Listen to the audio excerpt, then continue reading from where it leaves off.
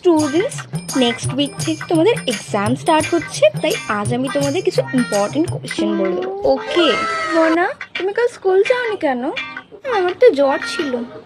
ওকে, কোনো ব্যাপার না, তুমি আমার কাছে পড়ছো যখন আমি সব নোটস তোমাকে বলে দেবো, কেমন? স্টুডেন্টস, তোমরা কিন্তু এবারে হিস্ট্রিতে থার্ড অ্যান্ড ফোর্থ চ্যাপ্টারটা মন দিয়ে পড়বে। আমি কিন্তু বেশি কোয়েশ্চেন ওখান থেকেই রাখবো। আচ্ছা শোনো, এবার কিন্তু বাংলা এক্সামে কাজী নজরুল ইসলাম এবং রবীন্দ্রনাথ ঠাকুর এই দুটো রচনা কিন্তু তোমাদের মোস্ট ইম্পর্টেন্ট। ম্যাম, আপনি তো বলেছিলেন সুকুমার রায় পড়তে এক্সামের জন্য।